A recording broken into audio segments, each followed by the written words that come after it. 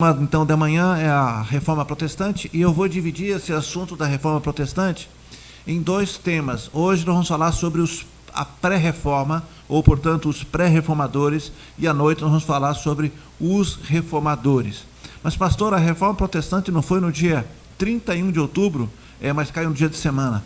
Então, nós vamos falar hoje sobre esse assunto tão importante da Reforma Protestante, que aconteceu há 507 anos atrás. Portanto, no dia 31 de outubro de 1517, um monge, Lutero, coloca ali no castelo de Wittenberg as 95 teses protestando. Por isso que nós, os batistas, alguns de nós, entendem que nós somos protestantes. Eu, em particular, acho que nós não somos protestantes, do ponto de vista da linha histórica dos batistas.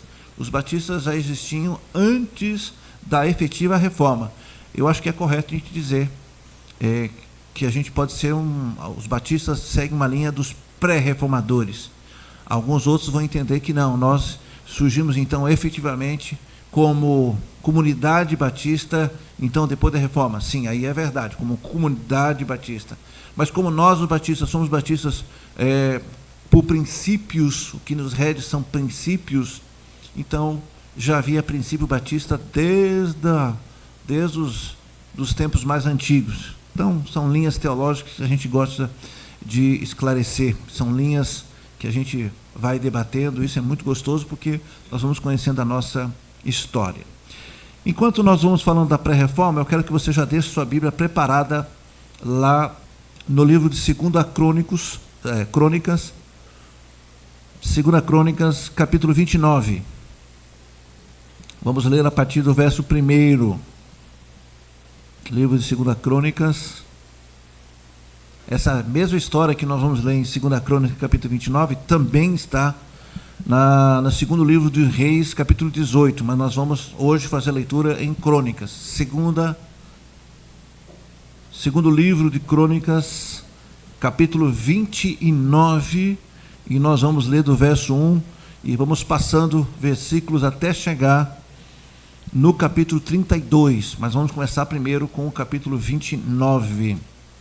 Enquanto você está abrindo sua Bíblia, eu quero fazer a introdução, então, a respeito da Reforma Protestante. 507 anos.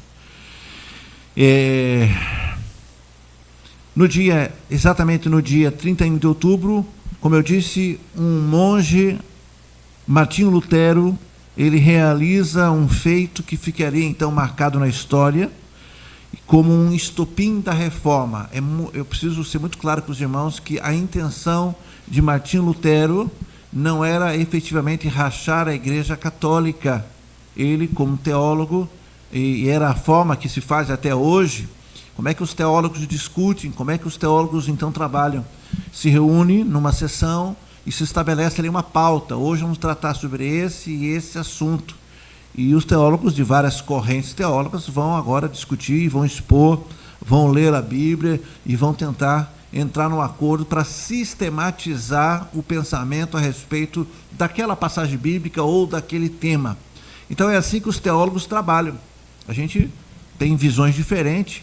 Se você pegar, irmãos, 5 pastores, reunir 5 pastores, você vai ter 7 ideias diferentes. Entendeu? Por quê? Porque cada um tem uma ideia e quando vai discutir, você pega a parte de uma, a parte de outra, e é assim que se forma a nossa teologia, ou seja, o entendimento da palavra de Deus através desse pensamento. Martinho Lutero, quando começa então a observar o comportamento da igreja daquele seu tempo, ele entende que algumas coisas precisavam ser mudadas. Como é que ele propõe? Ele elabora 95 propostas e ele então coloca no edital. Hoje as igrejas têm mural, aqui nós temos mural, você pode ler ali tudo o que acontece, os nossos eventos, escala de serviço. Então, aquele monge, ele estabelece, então, ele prega na porta da Catedral de Westminster e de Wittenberg, e ele propõe, vamos discutir esses assuntos aqui. Claro que foi visto de maneira equivocada, e ele acabou então sendo levado a julgamento e houve uma ruptura legal. Mas eu não quero começar com Lutero. Lutero é o nome mais conhecido. Lutero foi o que de fato acendeu o isqueiro ali, o fogo do pavio, para que a coisa acontecesse. Hoje eu quero trabalhar com os irmãos, os pré-reformadores, aqueles que começaram a estruturar essa reforma. Todos sabem o que significa uma reforma religiosa, irmãos? A reforma religiosa significa, ou reforma da Previdência, ou reforma é arrumar alguma coisa que já está estabelecido. Então, quando nós estamos tratando aqui da reforma protestante, significa que alguém protestou e disse, eu acho que não está certo, temos que arrumar isso aqui. Bom, achar só não basta, você tem que ter uma proposta, né? Porque é muito fácil de criticar. Eu acho que é assim, eu acho que é assim. Quem acha não sabe. Então, os teólogos, quando se propõem a discutir, eles olha, a minha tese é essa aqui. 300 anos antes, guardem esse número, 300 anos antes da efetiva reforma protestante do dia 31 de outubro, homens e mulheres começaram a notar que algo não estava correto. Por quê? Porque a igreja foi estabelecida e, junto com a igreja, os seus dogmas. Todos sabem o que significa dogma? Dogma é algo que não pode ser quebrado. É dito, e a partir daqui ninguém pode discutir. É proibido você discutir. Não importa o que você pensa, se você acha que está certo, qual está errado. Dogma é dogma. Então, a partir do momento que a igreja foi estabelecida, se estabeleceram também a tradição e os dogmas da igreja. E não adianta dizer que a gente não tem dogmas, os batistas também têm dogmas. Algumas coisas que nós criamos e que a gente estabeleceu. Um exemplo de dogma, ainda que a gente diga que não seja. Por exemplo, como é que alguém se torna membro de uma igreja batista? Bom, há algumas maneiras. Pela conversão. O pastor prega, faz o apelo, a pessoa então entende que Jesus está chamando ela levanta sua mão, vem à frente, o pastor ora. A partir daquele momento, então, ela é uma nova criatura e ela vai ser levada, então, para uma classe de novos decididos. Depois de 3 meses, ela vai ser apresentada à igreja já como novo membro, ou como novo decidido. Ela se torna membro de uma igreja batista dessa maneira. Esse é um ponto. A segunda forma de ingressar numa igreja batista é você que já é crente de uma outra denominação e você começa a frequentar a igreja, começa então a gostar do culto, começa a entender que Deus está falando com você e você diz, eu quero ficar nessa igreja. Então ele vem, conversa comigo, pastor, a gente vai fazer sua fichinha e também você vai ser conduzido para uma outra classe. Há uma classe de novos decididos, é uma classe do ABC, onde a pessoa aprende a ler a Bíblia, o que é, enfim, a pessoa não sabia nada, vai começar a aprender agora. A classe de novos membros é uma classe num nível um pouquinho mais acima. Nós vamos fazer uma revisão doutrinária e você vai aprender como é a igreja batista aqui da Boca do Rio, a NIBS. É assim, assim, assim. Quer ficar? Gosta? Quero ficar, pastor. Pronto. É feita uma assembleia e você que veio de uma outra denominação, depois de passar pelo seu processo, vai ser aclamado membro e se torna membro como qualquer outro. Existe uma outra forma de você se tornar membro quando você já é batista em outra igreja batista e você então, porque veio morar próximo, por algum motivo você quer ficar nessa igreja, então você vai conversar com o seu pastor lá daquela igreja batista, da mesma convenção, e você diz, pastor, eu vou me desligar aqui porque vou ficar lá na NIBS, porque eu moro mais perto. O pastor então te abençoa, te libera, a secretaria daquela igreja manda uma carta de transferência para essa secretaria da NIBS, nós recebemos essa carta, e aí então, a depender de como a gente conversa com o pastor, a pessoa vai fazer o discipulado, às vezes não, e ele também é aqui. Existe uma regra que acabou sendo dogma, né? Estou falando de dogma. Todos os membros vindo da IBAN vêm direto e é aclamado, não precisa passar por assembleia. Em tese, ele vem direto para cá. Por quê? Porque nós éramos a IBAN. Até 2 anos atrás, nós éramos a IBAN, uma extensão da IBAN. Então, a igreja mãe acaba sendo uma transferência. Daqui para lá não é assim. Daqui para lá não, continua igual. Mas daqui para cá a gente é uma via, né? O pai pode falar com a gente de uma maneira, o filho tem que tratar o pai de maneira diferente. Vocês entenderam? Então, vindo de lá para cá, vem direto. Para voltar, segue o trâmite normal. Então todas as igrejas acabam criando essas regras internas. Nós não queremos chamar de dogmas. Por quê? Porque essas regras elas podem ser mudadas. O dogma, não. Então, o fato de você criar uma regra para entrar e sair. Vamos aqui tratar da saída. Eu preciso me mudar e eu vou morar em outra cidade, pastor. Para que cidade você vai, meu irmão, minha irmã? Vou para a cidade tal. Quer ajuda para achar uma igreja? Quero. Eu vou lá, vou achar o pastor. Onde é a sua casa? É no bairro tal de tal cidade. Eu localizo sua casa, localizo uma igreja que faça parte da convenção. Eu vou ligar para o pastor, vou fazer boa referência de você. A nossa secretaria vai emitir uma carta lá para aquele pastor e a gente vai, então, conduzir você e assim a transferência. Onde é que está escrito isso na Bíblia? Não tem, gente. Isso aqui é as igrejas que se organizam e que precisam fazer isso. Muito bem. Há 300 anos antes da reforma, então se eu estou falando de 507, eu estou falando de 800. 807 anos atrás, teve gente que falou, olha, essas normas, esses negócios aqui, não está na Bíblia. Uma coisa é você contestar um regulamento interno. Outra coisa é eu, pastor, falar, olha, Deus diz que é assim. Hoje, nós poderíamos pegar a Bíblia e você diria para mim assim, aonde está escrito, pastor? Qual é o capítulo? Aliás, eu gosto muito de falar isso, né? Eis que o Senhor manda te dizer. Eu pergunto logo, mandou dizer e está em que capítulo? Bom, porque se Deus manda me dizer, e Ele escreveu tudo o que Ele queria dizer para mim, ou está no Antigo Testamento, na Antiga Aliança, ou está na Nova Aliança. Deus está falando o quê? Hoje nós temos essa liberdade. Mas há 800 anos atrás, quem é que tinha acesso à Bíblia? Só os padres, só os eruditos, só os teólogos. Então é o que eu falava, se eu tivesse há 500 anos atrás, ou há 800 anos atrás, o que eu digo, o Senhor manda dizer isso, que você tem que dar 2 piruetas, senão você não vai para o céu. E acabou. Estou exagerando, né, para vocês entenderem aqui a coisa. Então, ia se criando regras. É fácil, vamos voltar um pouquinho. Quando Moisés subiu um monte e Deus deu a ele quantos mandamentos, irmãos? Quantos? 10. Quantas leis judaicas existem hoje? Para mais de 3.000. Não, mas não, Deus não mandou só dar 10? 10 deuses, nem foi Moisés que escreveu as 10.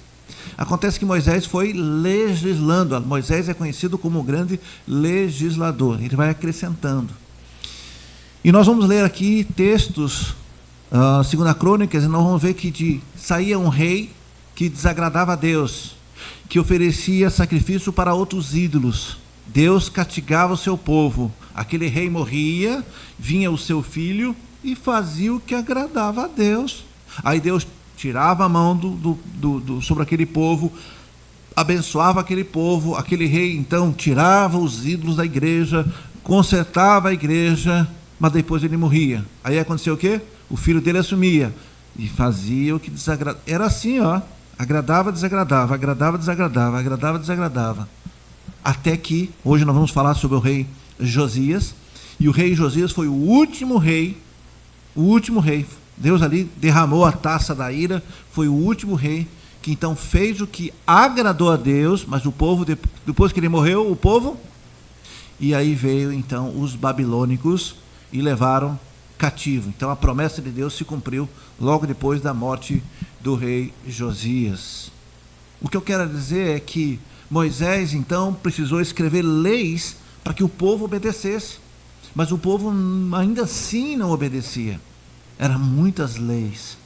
Irmãos, quando o povo veio do cativeiro, quando o povo retornou, quando Esdras trouxe uma parte, a Babilônia caiu e os persas assumiram, então o rei Estraxedes liberou parte do povo judeu que estava no cativeiro, prisioneiros então dos babilônicos, e Esdras voltou com uma primeira remessa de judeus e reconstruir o templo do jeito que deu, colando pedras, um pouco cimento que eles tinham, com pouca massa, e conseguiram levantar o templo. Mas vocês sabem a história, o templo foi levantado, houve resistência, pararam a construção. Depois precisou ser reformado. Depois, uma segunda leva, veio quem? Neemias, para consertar os muros da cidade. Irmãos, nessa segunda leva, as leis foram reforçadas. Olha, acompanha o raciocínio. Moisés subiu o monte e Deus deu para ele 10 mandamentos. Moisés legislou, colocou ali pelo menos uns 600 mandamentos daqueles, e o povo não obedeceu. Quando o povo volta, o raciocínio é: Deus nos permitiu ir para o cativeiro porque a gente não obedeceu os mandamentos. Então hoje, na lei dos judeus, a lei judaica, proíbe o trabalho no sábado. O shabat, ninguém trabalha. Ninguém trabalha. O que você considera como trabalho? Big, o que é trabalho para você no sábado? O que você, se você fosse judeu, você não faria?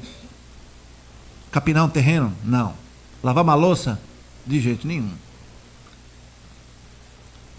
Mas se eu te falar que se você for no banheiro, você tem que rasgar o papel higiênico, certo? Isso é trabalho? Para o judeu é. Não pode puxar o papel higiênico. É trabalho. Só que Moisés não escreveu isso. Lembre-se que quando eles voltaram do cativeiro, eles pegaram as leis já que existiam, as 600 leis que existiam, e multiplicaram. Então não pode rasgar o papel higiênico, porque é trabalho. É o exagero? É. Por exemplo, em Israel existem muitas tâmaras. Tamareira é muito comum, né? E assim também como os pés das oliveiras é muito comum. Aqui na Bahia, o que seria comum? Caju, né? Na época de caju, tem muito caju. Imagina uma fruta que é muito comum. Então, hoje, na lei judaica, é proibido cuspir no chão.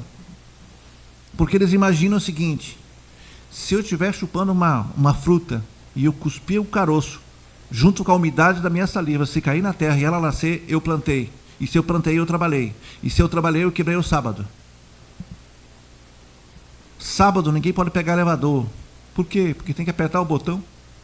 E apertar o botão é fazer o elevador. Se eu fiz isso, eu trabalhei. A gente ouve isso, e eu ouvia isso, e achava esquisito até que eu tive lá. Eu passei 2 shabates em Israel. A cidade fica deserta. E os árabes ganham muito dinheiro no sábado.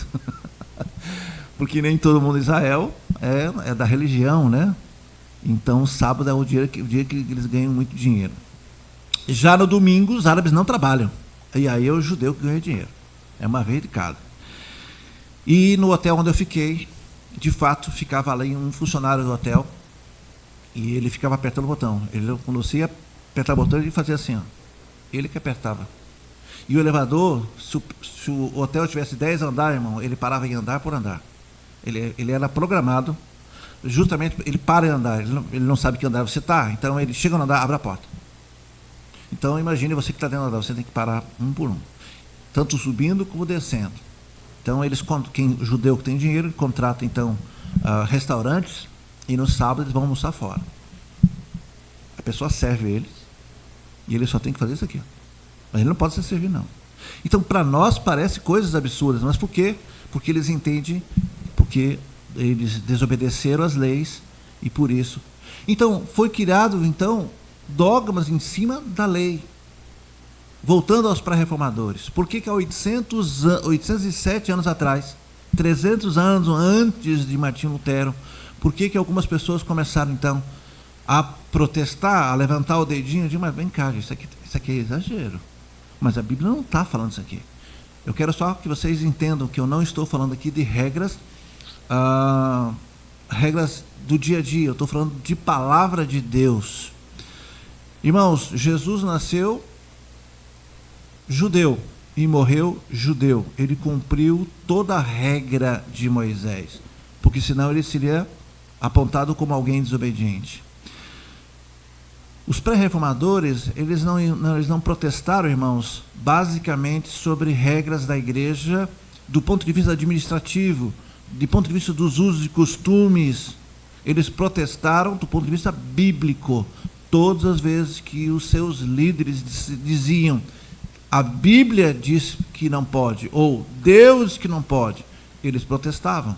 Porque mesmo os padres, os monges, eles tinham que obedecer, claro, ao papado.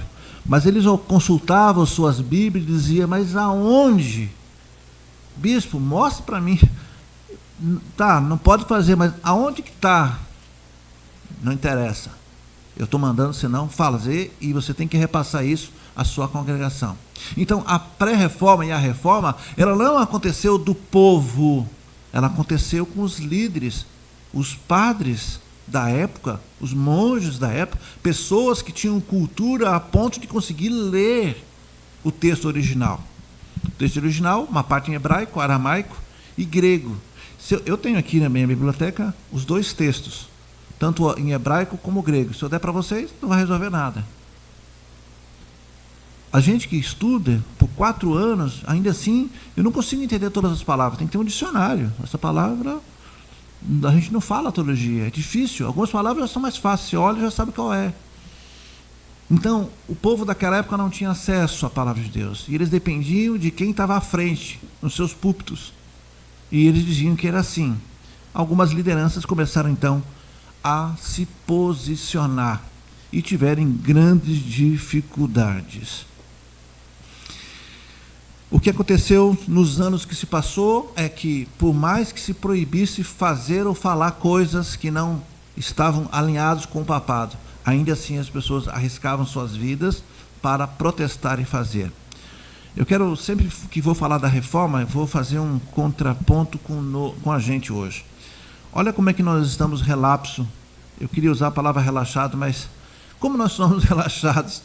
Gente, nós temos a Bíblia completamente traduzida para o português, e não só para o português, mas em várias versões. Você tem a nova linguagem dos dias de hoje, você tem a linguagem, a NVI, a nova versão internacional que eu estou lendo aqui, você tem a Almeida corrigida, Almeida corrigida fiel, corrigida 2 vezes, você tem a Bíblia do homem, a Bíblia da mulher que ora, a Bíblia da mulher que jejua, a Bíblia do obreiro, você tem versões.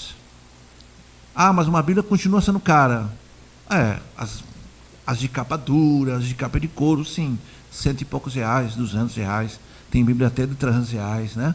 As Bíblias de estudo, mas uma Bíblia normal aí, 25, 17. Essa que alguns de vocês estão aí, que a recepção entregou para vocês, deve custar R$13. Uma versão boa de se ler e num preço acessível. Existem muitas campanhas de doação, né, de Bíblias. Então, hoje você tem internet, ainda que você não tenha a Bíblia, você tem o telefone na mão, você baixa o aplicativo da Bíblia. Hoje nós temos acesso, irmãos, de Gênesis a Apocalipse. Nós temos que entender que os pré-reformadores, quem tinha acesso? Só as autoridades eclesiásticas. Então, a pré-reforma e a reforma, ela se deu, claro, com o apoio do povo, porque o povo também se sentia pressionado, mas partiu da liderança. E aí o povo começa a apoiar, tá certo? Então eu quero trabalhar com alguns temas e eu quero apresentar para vocês alguns nomes dos pré-reformadores. O primeiro deles, acho que nem seria o primeiro deles, mas entre eles eu quero falar aqui de Pedro Valdo. Você já ouviu falar dos valdenses? Pedro Valdo.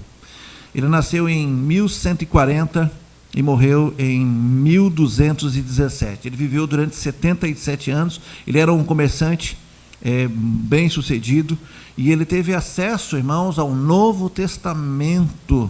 E ele então foi orientado, ele aprendeu o Novo Testamento, teve contato. E ele fez o que? Ele doou boa parte da sua fortuna, do seu comércio, para que pessoas, então, traduzissem, e ele fez essa primeira tradução, do latim para o italiano. Isso lhe custou a vida, naturalmente, lembrando que em 1140 não tinha imprensa, né? Gutenberg não tinha ainda formado as máquinas de imprensas, então ele pagava para a gente fazer cópia à mão. Então imagine quanto não era custoso. Imagine você chegar para alguém e dizer, olha, copia, não é nem para traduzir não, só copia a Bíblia. Olha o tamanho da sua Bíblia. Quanto tempo você levaria para copiar a sua Bíblia? Imaginou? A pró-Iracema que gosta de ficar escrevendo à mão aí, né? Imagine, dá muito trabalho. Então Pedro Valdo foi um dos primeiros, a quem aponte que ele seja o primeiro. E a partir daí, pessoas que seguiam ele, que começaram a ler a Bíblia, Então foram chamados dos valdenses. Depois, um pouquinho mais à frente, estou falando de 1217, aí nós vamos dar um salto para 1320, surge um outro homem, um homem chamado John Wycliffe. Ele nasceu em 1320, viveu durante 64 anos e morreu em 1384. Ele era um homem bem estudado, estudou na faculdade de Oxford e tinha uma reputação de um teólogo exemplar. Ele ganhou essa forma de reformista, né, por divergir da igreja. Uma das suas marcas foi o ataque aí à extravagância de alguns padres da igreja medieval na época, ou seja, extravagância em dinheiro, né? Se gastava muito dinheiro, igrejas luxuosas, ele era contra essa questão.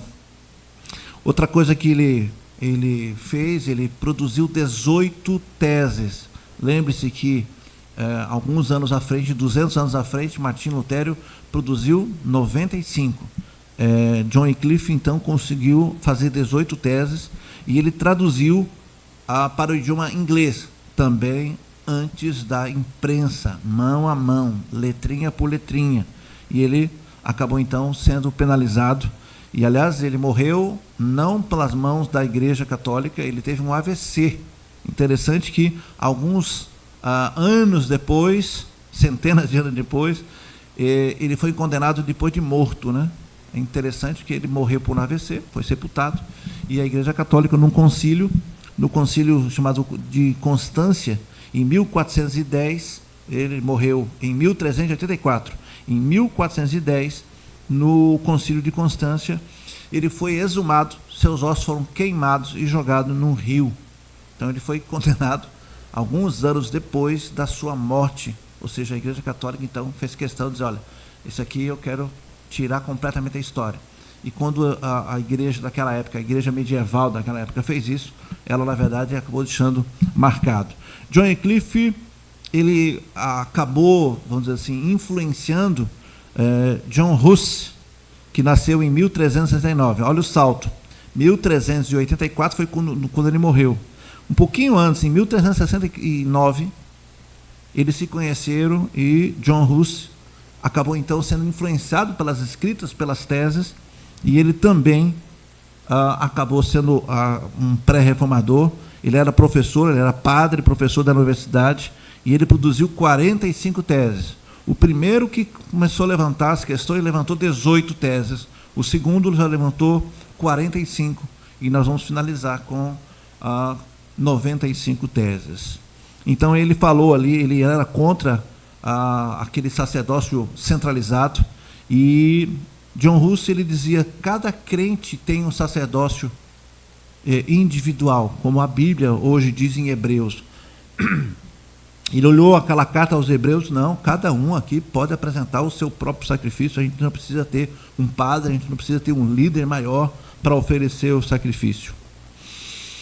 Ele foi então interpretado de maneira equivocada. O Papa da época achou que ele estava atacando diretamente o papado, e ele então foi queimado vivo. Esse sim, foi queimado vivo em 1410. E ali no momento da sua execução, né, o executor disse para ele assim: ó maldito Judas, abandonaste a direção do caminho da paz, nos traindo de ti o cálice da salvação. Então, no momento da execução, foi pronunciadas essas palavras. E ele, queimando, já cheirando carne queimada, ele diz: eu confio em Deus, Pai Todo-Poderoso, Pai Onipotente, e espero do meu Senhor Jesus Cristo, por cujo amor eu sofro esses tormentos, que não tire de mim o cálice da sua redenção. Tenho esperança firme e inabalável, que hoje mesmo beberei do seu reino. E ele morreu então declarando isso. Quem de nós ia declarar uma frase tão comprida dessa, queimando? Quem? A gente provavelmente ia dizer, não fui eu estava brincando, né? Mas ele ficou firme e morreu ali, condenado pelo aquele tribunal. Então nós estamos falando aqui dos valdenses, nós falamos de John Wycliffe, né? Pedro Valdo, John Wycliffe. John Huss, e existe outros ainda. Existe de 1452, um pouco mais para frente, até 1498, nós temos aí o Savonarola, que também protestou, e ele dizia: a igreja precisa ser reformada, a igreja precisa ter o estudo bíblico. Ele defendia a nossa EBD, e hoje a gente tem mil desculpas para não vir para a EBD, né? Professores vêm, preparam a aula. Lá naquela época, em 1498, ele era aquele que defendia o estudo da palavra. John Huss, ele dizia que a salvação ela não pode ser comprada. John Wycliffe dizia que a igreja precisava ser reformada e o povo precisava ter acesso à palavra de Deus. Hoje nós temos escola bíblica, nós temos igrejas livres. Hoje o governo não nos persegue, ninguém nos persegue. Nós podemos vir aprender e a gente às vezes abre mão disso. Então nós temos que lembrar que os pré-reformadores, 300 anos antes de Martinho Lutero, já levantavam essas questões. Olha, a salvação é pela graça. Nós temos que ter acesso à palavra de Deus. Nós temos que ter liberdade de conversar com Deus diretamente, sem intermediário de uma outra pessoa. 300 anos antes da reforma. E de lá para cá se passaram, repito mais uma vez, 807 vezes, até que veio a reforma protestante. Claro que com a reforma, eu vou falar hoje à noite, eu vou falar especificamente mais 3 nomes da reforma protestante, e John Knox, Calvino e também o próprio Lutero. Esses 3 nomes, então, foram os precursores da efetiva reforma. Eles, então, beberam daquilo que John Wycliffe, John Huss, Pedro Valdo e tantos outros pegaram aquilo ali e disseram: não, nós vamos ter que melhorar isso aqui. E a cada um que a igreja e o regime literalmente assassinava, mais se levantavam pessoas contra. Então é claro que quando a gente fala isso, talvez quem está nos assistindo, quem sabe um católico, diga: puxa, mas não é um ataque à igreja católica, e sim são fatos históricos, isso está em todos os livros, e a gente não pode alterar a história para ser politicamente correto. É uma crítica que a gente faz, porque do ponto de vista bíblico, eram interpretações equivocadas. Quando o povo, seja alemão, seja francês, italiano ou qualquer outra nacionalidade, quando o povo tem a Bíblia na mão e consegue ler, nenhum pastor pode enganar. Aliás, nos dias de hoje, a igreja atual, a igreja evangélica, precisa também ser reformada. Então a reforma, irmãos, precisa acontecer nos dias de hoje. Hoje o povo também continua se perdendo atrás de misticismo, atrás de idolatria. Idolatria, pastor? Idolatria. Quando você tem preferência de um pastor ou outro, e hoje a NIB só tem eu como pastor, mas no futuro vai ter 2 ou 3. Em igrejas grandes acontece o seguinte: o pastor presidente entra em férias, eu não vou para a igreja. Mas vai ter culto. Não, mas o pastor que eu gosto, que prega, está de férias. Mas lá tem mais 3, 4 pastores. Não vou não, porque eu só gosto do pastor. Isso é o quê? Eu estou aqui não na condição, irmãos, de líder, de pastor presidente. Eu estou na condição aqui de sacerdote. Eu estou aqui falando da parte do Senhor. Eu estou lendo a palavra. Enquanto leio a palavra é de Deus, não a minha. Eu me escondo atrás, literalmente, da santidade de Deus. Então, quando nós damos preferência para um e para outro, nós estamos, de certa maneira, mantendo ali uma idolatria. Não vou citar nomes, mas só para vocês verem ao ponto que nós chegamos. Uma determinada denominação que eu respeito inaugurou agora recentemente uma estátua do seu presidente, pastor presidente, e está dando o que falar aí na mídia, porque está sendo acusado, não estou dizendo que está sendo acusada da idolatria, ou seja, a estátua do seu pastor presidente. E as pessoas vão lá e homenageiam e tal, e tiram até foto junto. E a gente teve uma vida, há 800 anos atrás, muitas pessoas morreram defendendo que não se pode adorar ou, enfim, imagens feitas por homens. É claro que existe um radicalismo nisso também, né? Vamos entender, então, que é só um busto. Se é um busto, é um busto. Não há problema ter um busto. O problema é que quando se faz um busto, sabe o que acontece? A galera vai lá, colocando coroa de flores, colocando pedido de oração, e idolatram. Vocês lembram que enquanto Moisés estava conduzindo o povo desobedecendo Moisés, e Deus então castigou aquele povo, lançando serpentes, e as serpentes picavam aquelas pessoas, elas morriam, e Deus disse então, faça aí uma serpente de bronze, e eles fundiram e fizeram uma serpente e colocaram numa estaca, simbolizando então ali o que Jesus faria. Ele seria a salvação, ele seria a cura para aquelas doenças do pecado. E essa serpente precisou ser destruída, porque senão ela seria idolatrada. Outro ponto interessante, às vezes conversando com Edmilson, cadê Edmilson falando isso? Está ali atrás. Falando sobre a Arca de Noé. Onde é que está a arca? Onde está a Arca da Aliança? Então tem coisas, irmãos, que se nós soubéssemos aonde estava, a gente, por exemplo, ao Muro das Lamentações. Tem fila para entrar no Muro das Lamentações. A gente vai lá, até o pastor Marco vai lá, colocou a mão.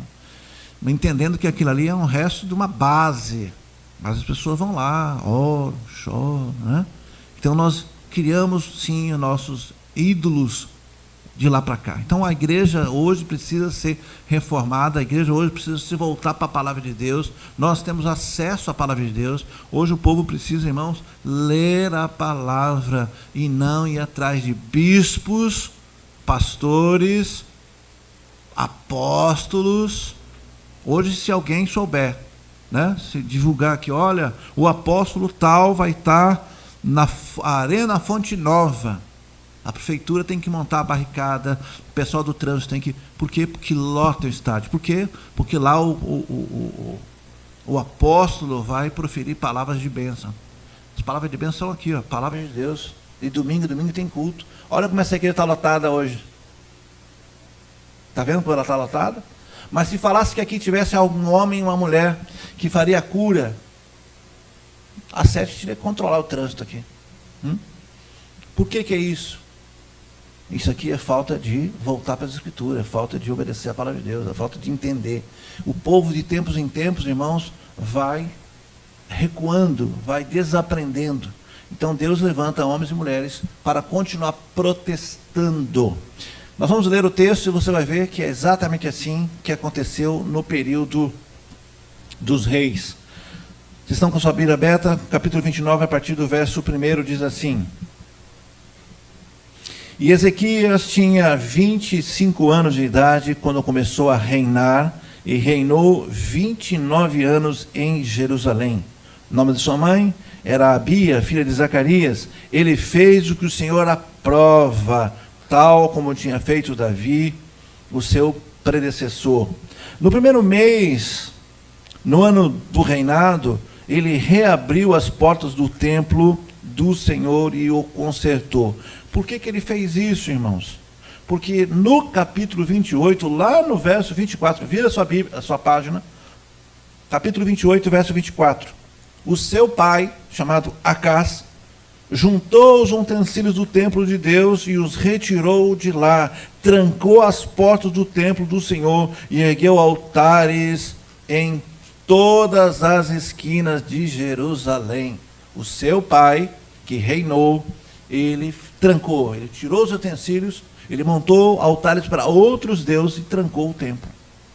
Claro que Acás morreu, e aqui o texto vai dizer que Ezequias tinha 25 anos de idade quando ele começou a reinar.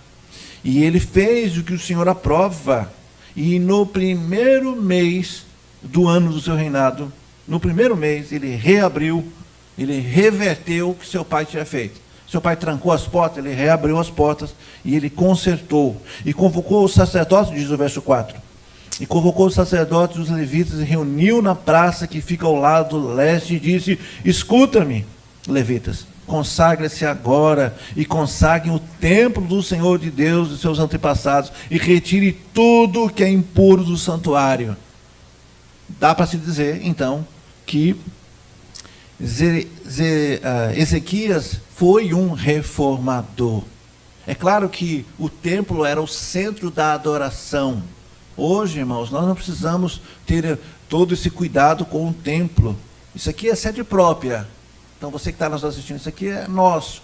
Mas vamos imaginar que não fosse nosso. Tem muitas igrejas que pagam aluguel. E de tempos em tempos ela precisa mudar. Hoje a gente não tem apego a essas paredes aqui, ó. Parede.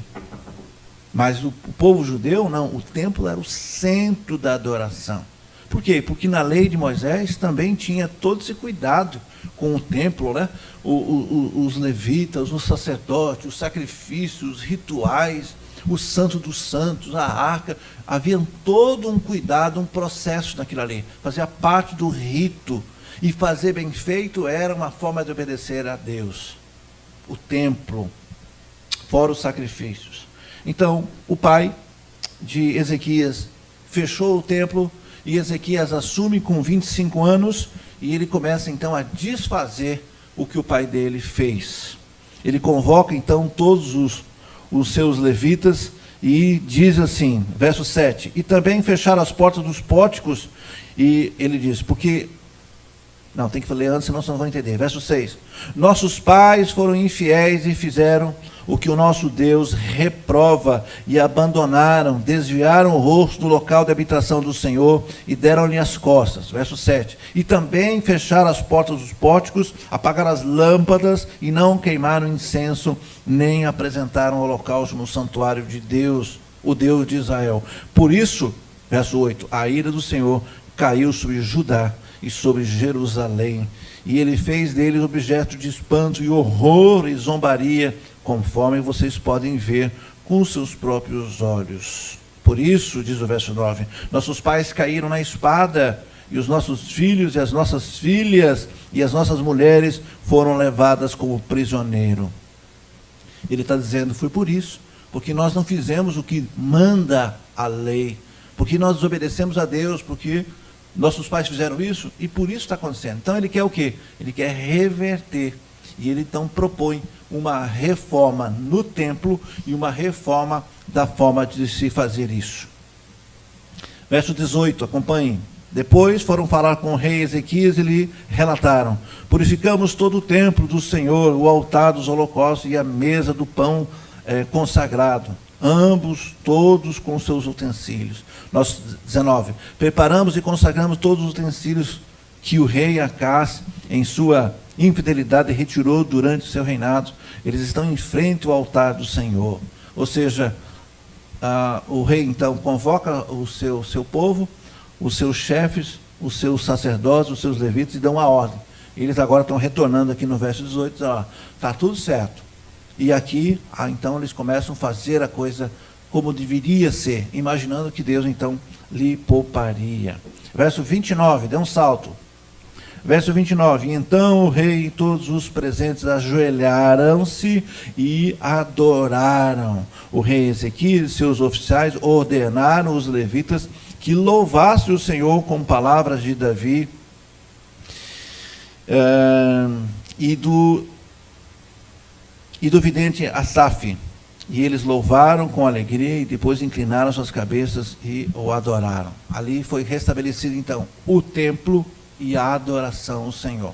Tudo vai bem no reino de Jerusalém, no reino de Judá. Só que o rei não vai durar muito. Aliás, o rei, né, como qualquer ser humano, está sujeito a morrer, principalmente os reis que iriam para a guerra. Não demorou muito para esse rei então partir, e ele morre. E depois dele, irmãos, aliás, antes disso, ele restabelece então a Páscoa, houve grande alegria, e nós vamos entrar então no capítulo 31, acompanhem. 31 não, vamos entrar logo no 32, que a gente já começa a ir para o final dessa história do rei Ezequias. Rei Ezequias foi muito importante, inclusive para a defesa de Israel, né? Foi ele que bloqueou o manancial superior da fonte de Gion e canalizou as águas para o oeste da cidade de Davi. Foi ele então que fez isso, e Deus deu a ele essa direção, e com isso ele conseguiu resistir, e os babilônicos não conseguiram entrar. Então ele foi um rei muito importante. Quando ele morreu, irmãos, teve grande festa e grande lamento pela morte dele. Depois que o rei morre, quem é que vai suceder? O seu filho. Quem é o rei? Manassés. Olha aí o capítulo 33. Manassés tinha 12 anos capítulo 33, verso 1. Olha a sua Bíblia.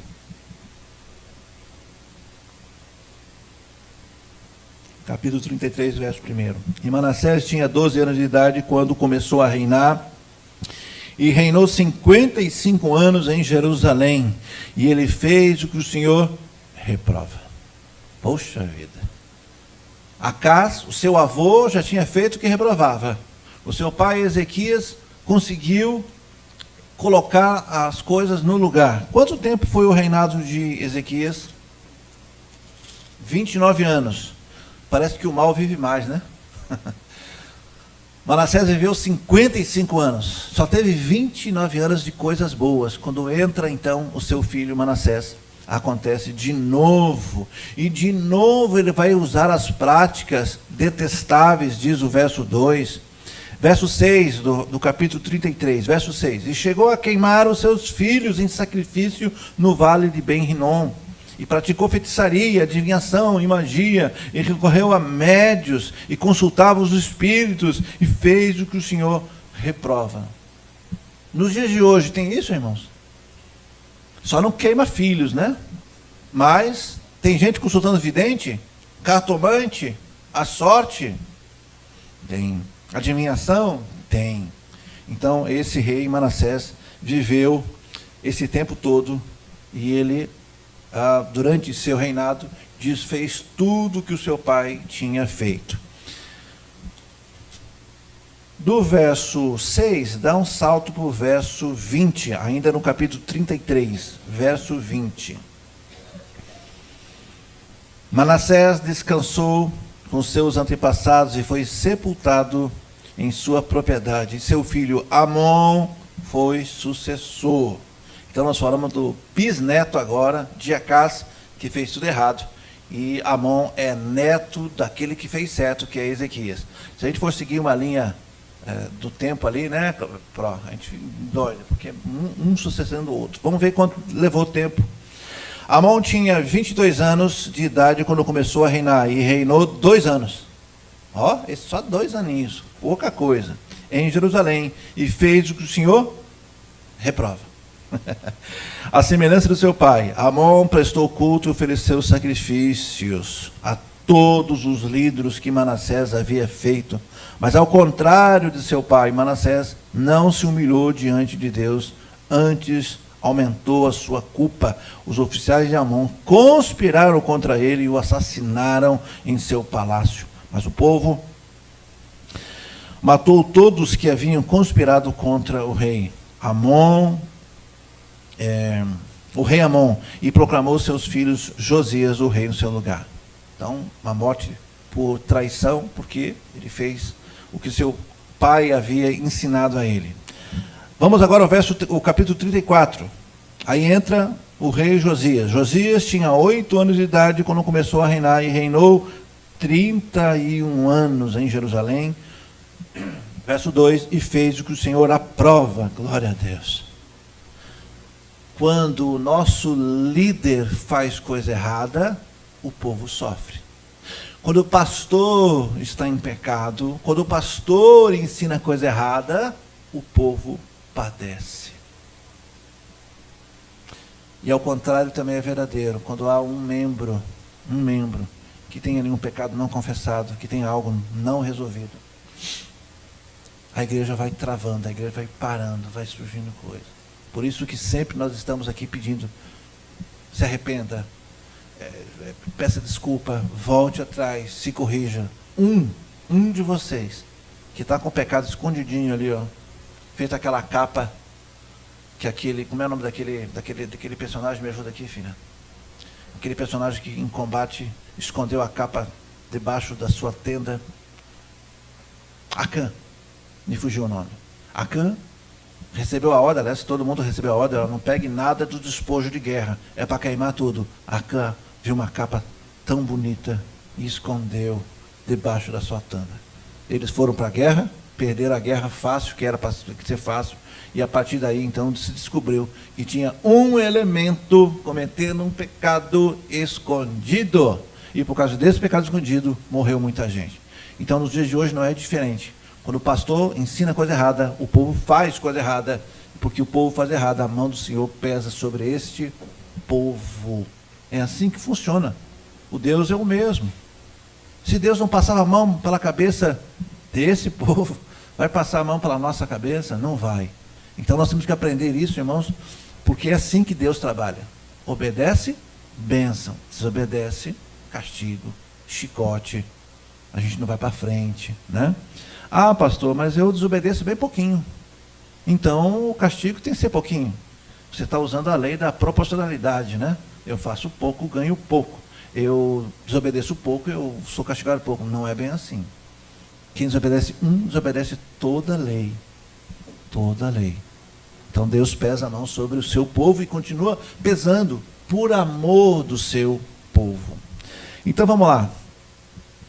Josias tinha 8 anos de idade quando começou a reinar e reinou 31 anos em Jerusalém e fez o que o Senhor aprova e andou nos caminhos de Davi, o seu predecessor, sem desviar-se nem para a direita e nem para a esquerda. No 8º ano do seu reinado, sendo ainda bem jovem, ele começou a buscar a Deus de Davi, o seu predecessor. E no 12º ano começou a purificar Judá e a Jerusalém dos altares idólatras, dos postes sagrados, das imagens esculpidas por ídolos de metal. Né? Sobre suas ordens foram então derrubados os altares dos Balaim. Além disso, ele despedaçou os altares de incenso que ficavam em cima deles. Também despedaçou e reduziu a pó os postes consagrados às imagens esculpidas dos ídolos de metal e espalhou sobre os túmulos daqueles que haviam oferecido sacrifício. E depois queimou os ossos. Talvez aí que a Igreja Católica, naquele período, em 1410, se inspirou. Verso 5, olha aí. Depois queimou os ossos dos sacerdotes sobre esses altares, purificando. Né? Talvez ele não vai para queimar ossos, né? Nas cidades e nas tribos de Manassés, Efraim, de Simeão e até mesmo em Naftali, e nas ruínas ao redor delas, derrubou os altares, os postos sagrados, esmagou os ídolos, reduzindo a pó, despedaçou todos os altares de incenso espalhados por Israel, e então voltou para Jerusalém. Ele então começa a buscar o Senhor intensamente, e começa então a desfazer mesmo tudo aquilo que foi feito. Verso 10, olha aí. Confiaram prata aos homens nomeados para supervisionarem a reforma do templo do Senhor, os quais pagaram os trabalhadores que faziam os reparos no templo. Josias então vai também reformar o templo. Por que isso? Porque toda vez que entra um rei que fazia o que não agradava a Deus, eles retiravam, eles quebravam, eles fechavam as portas, eles abandonavam. Então, cada vez que um rei que fazia o que agradava a Deus, ele tinha que reformar, então, esse templo. Verso 11, também deram dessa prata aos carpinteiros e aos construtores, para construírem pedras lavradas e madeira para as juntas e as vigas, e os edifícios em que os reis de Judá haviam deixado ficar em ruínas. Esses homens fizeram o trabalho com fidelidade, eram dirigidos por Jaate e Abadias, levitas, descendentes de Merari, e por Zacarias e Mesulão, descendentes de Coate. Todos os levitas que sabiam tocar instrumentos musicais estavam então encarregados dos operários e supervisionaram os trabalhadores em todas as funções. Outros levitas eram secretários oficiais e também os porteiros. Boa ideia que esse Josias me deu, viu? Viu, Big? Os levitas, todos que sabiam cantar alguma coisa, viu, Abraão? Por isso que você faz o que faz. Porque está aqui, ó. Todos os levitas, eles trabalham, colocavam a mão na massa. Todo mundo tem que trabalhar. Para quê? Para restabelecer não só a adoração ao Senhor, mas também os templos. Aqui nós temos, a partir do verso 14, nós temos algo interessante. Verso 14. Enquanto recolhiam a prata que tinha sido trazida para o templo do Senhor, o sacerdote Ilquias encontrou o livro da lei do Senhor que havia sido dada por meio de Moisés. Ilquias disse ao secretário Safã: encontrei o livro da lei no templo do Senhor, e o entregou a Safã. Isso aqui é interessante porque o povo antes, os reinados antes, não só abandonaram o templo, mas também abandonaram as escrituras. Se eles encontraram esse texto, claro que não era uma Bíblia, era um pergaminho, né?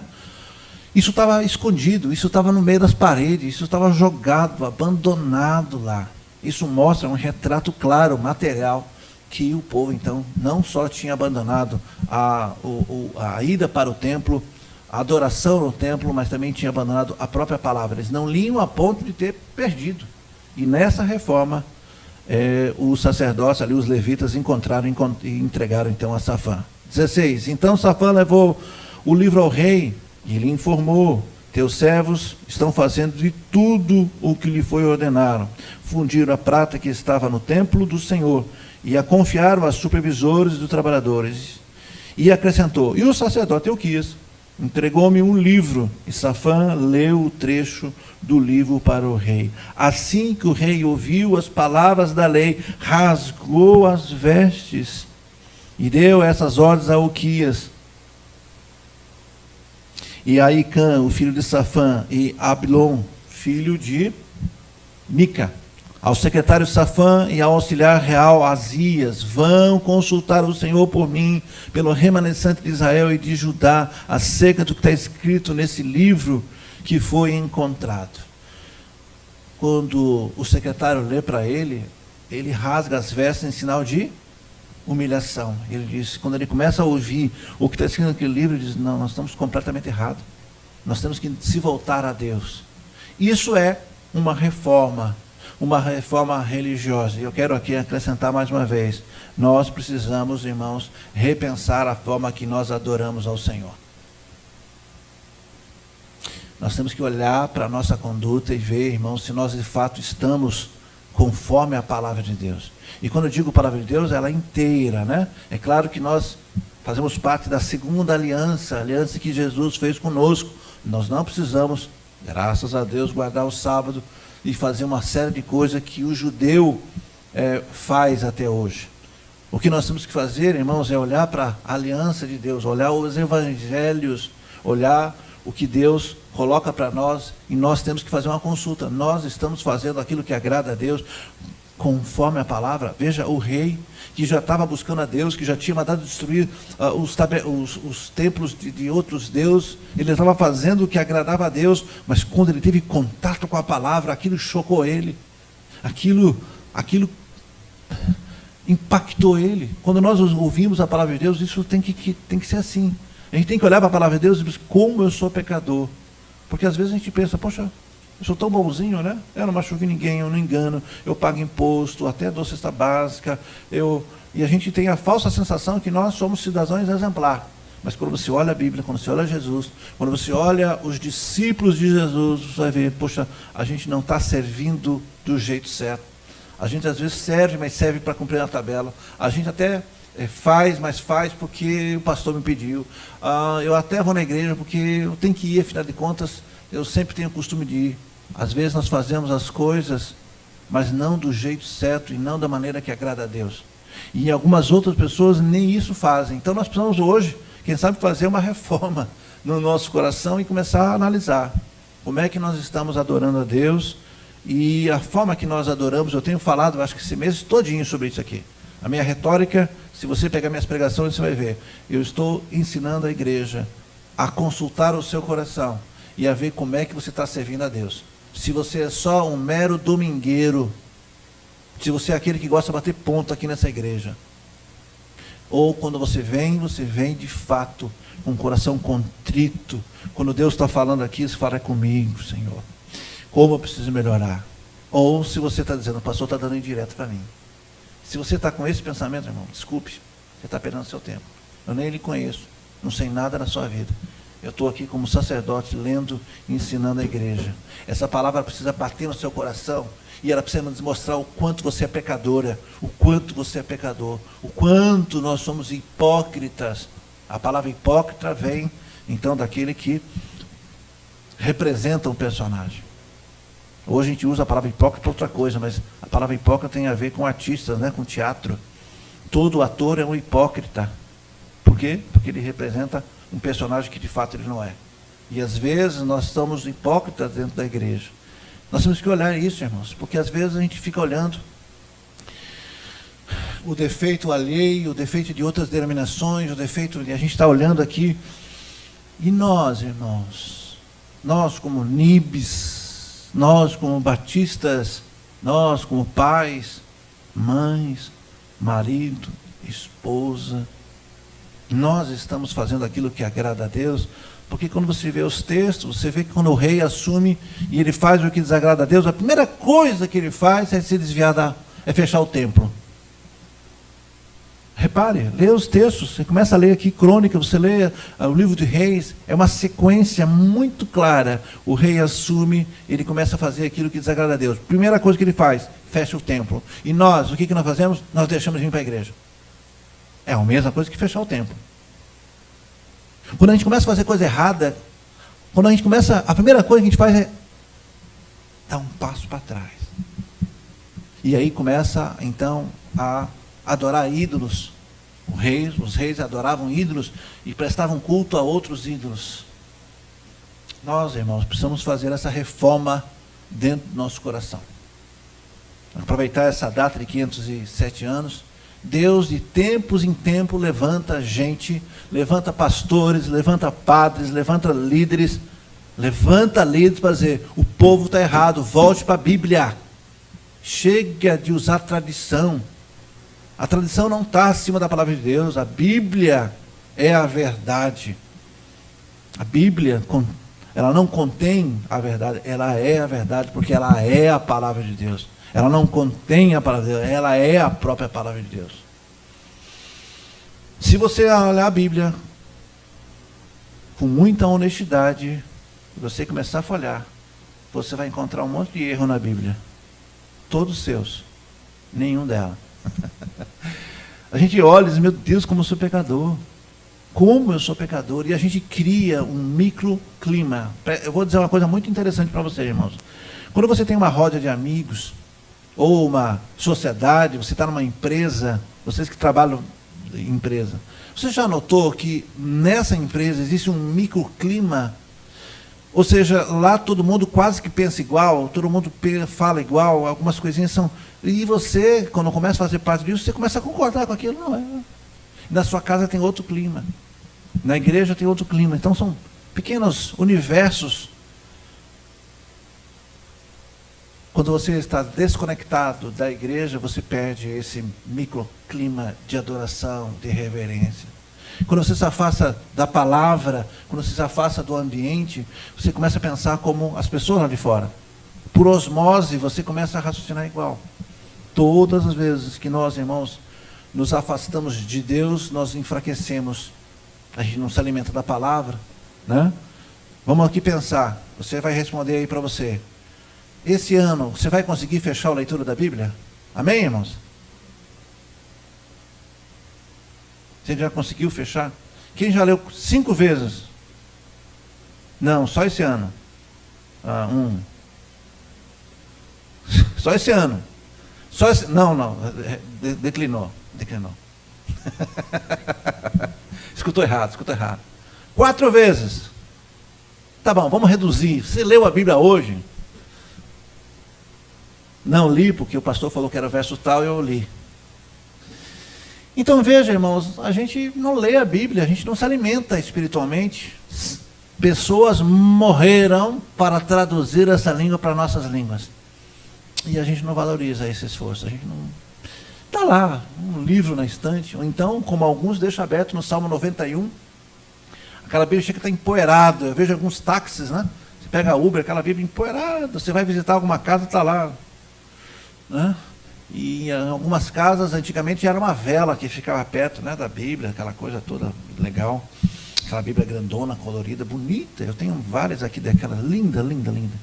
Mas hoje a coisa está tão assim que não coloca nem vela, porque vela tem que ficar trocando, aí coloca uma vela eletrônica, um LED.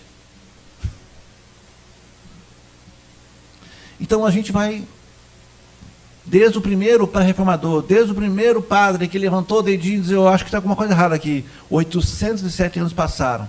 Como é que nós estamos? Como é que nós estamos na fidelidade com a palavra? É só Deus. É só a Escritura mesmo? Só Cristo? Ou tem mais alguns santinhos aí? É só a Escritura ou é só a graça mesmo? Ou a minha força também conta? Hoje à noite eu vou falar dos 5 solas. Hoje nós estamos falando dos pré. Alguém que detectou que estava errado. Alguém que protestou, alguém que disse, olha, eu vou me colocar, está errado. Vamos voltar para a palavra. É a palavra, não é a palavra do líder que vale.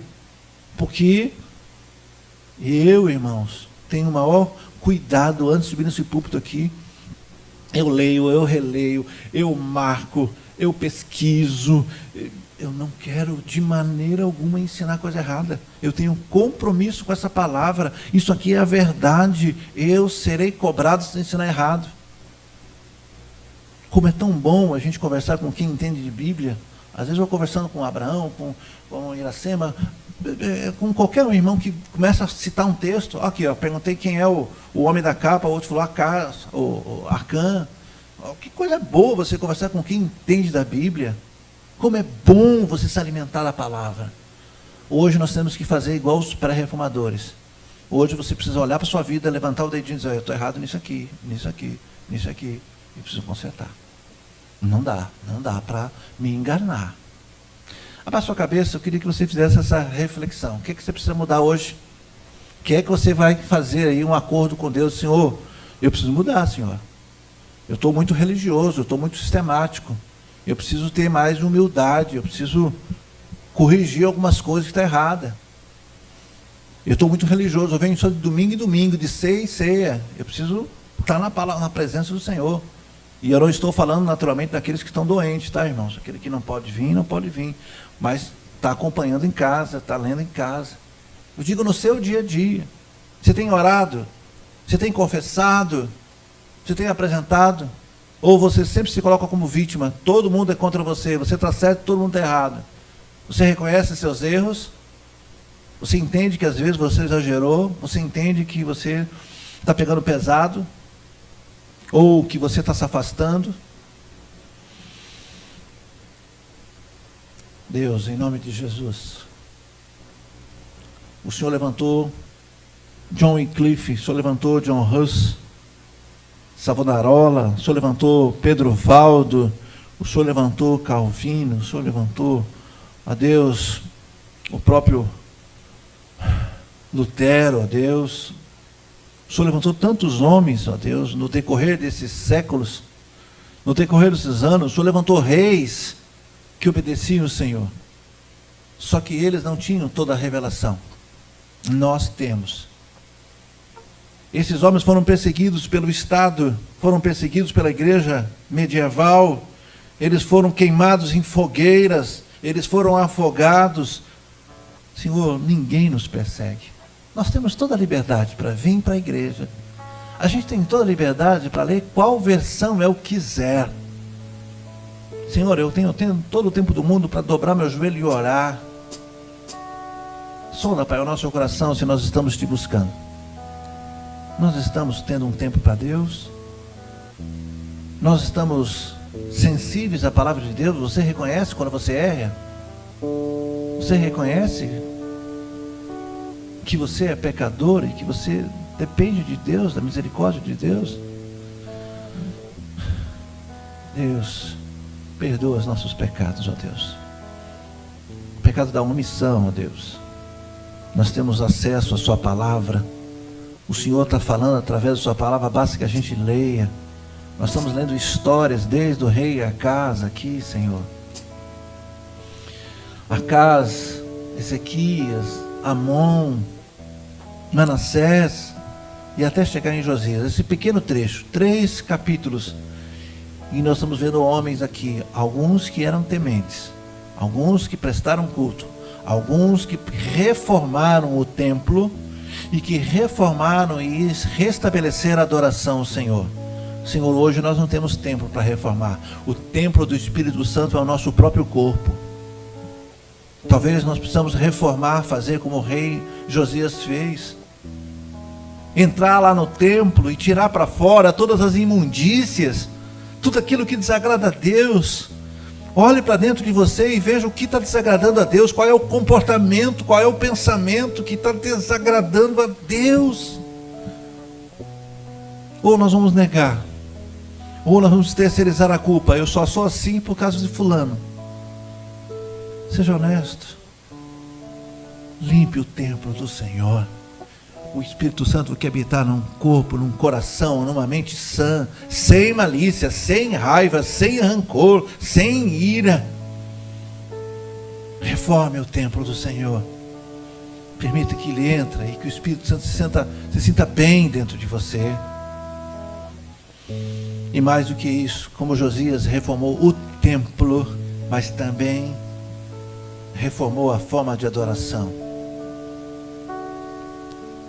Louve o Senhor com honestidade. Ore ao Senhor, diz: Senhor, eu não posso ter máscaras. Eu posso enganar minha esposa, meu marido, meus filhos.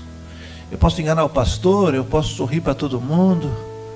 Olha para dentro do meu coração, eu quero te louvar, eu quero te ver com alegria, eu quero ser autêntico, eu quero ser feliz, adorando o Senhor, levantando minhas mãos, tendo coragem de falar, de evangelizar, de testemunhar. Reforme o seu templo dentro do seu coração e retome a adoração a Deus, retome o convívio com Deus, retorne hoje, retome. Não deixe que as circunstâncias, talvez as dores, a gente sente dor aqui, dor ali. Não deixe que isso te afaste de Deus. Não deixe que um irmão que te machucou, que te falou algo que te doeu, não deixe isso. São só seres humanos, às vezes usados pelo próprio inimigo para te distrair, para te magoar. Hoje, diga: Senhor, eu quero te servir apesar de todas as dificuldades. Porque às vezes até dentro da igreja nós somos machucados. Não permita que eu, como pastor, me entristeça quando eu recebo ataques injustos. Eu quero olhar para o Senhor. Eu quero te adorar na santidade do seu poder, da sua divindade, ó Deus. Eu quero te render graças. Eu quero cumprir a minha missão, que é ensinar ao seu povo. Eu quero pregar a sua palavra. Assim, Senhor, o povo. Assim, Senhor, cada irmão e irmã que está aqui agora, que está confessando, que está pedindo a Deus força, não deixe, Senhor, que o trabalho, que a família, enfim, as agonias do nosso dia a dia tire de nós a alegria de te adorar. Não permita que as circunstâncias da vida, seja ela qual for, você tranque o coração para Deus, tranque o templo. Esconda a palavra, muito pelo contrário, abra o seu coração, permita que o Espírito Santo ande livremente dentro de você, que Ele use você para a glória do Senhor. Permita ser uma serva obediente, servida ao Senhor, na casa do Senhor, ou aonde quer que você sirva. Permita que Deus use a sua vida. Não deixe que as circunstâncias, repito, não deixe que a circunstância te entristeça, tire de você a alegria. Antes, faça uma reforma completa no seu coração, na forma de você pensar, na forma de você agir. Adore ao Senhor. Ele é merecedor de toda a honra e toda a glória. Você vai ver que a sua vida vai mudar. Pai, em nome de Jesus, como igreja nós confessamos os nossos pecados. Como igreja nós nos humilhamos diante do Senhor. Como Josias, que teve acesso então àquela escritura escondida no templo, e rasga as suas vestes em sinal de humilhação, assim nós queremos nos rasgar diante do Senhor. Perdoa seu povo, perdoa, Pai, a mim, perdoa, Pai, as minhas falhas, perdoa, Senhor, as falhas do seu povo, para que a sua graça, a sua misericórdia possa descer sobre nós, para que essa igreja possa prosperar, ó Deus. Abençoe a cada família, a cada casamento, os nossos filhos, nossos netos. Sare e cure, Senhor, aqueles enfermos. Recupere, Senhor, em nome de Jesus. Assim nós oramos juntos em nome de Jesus. Amém?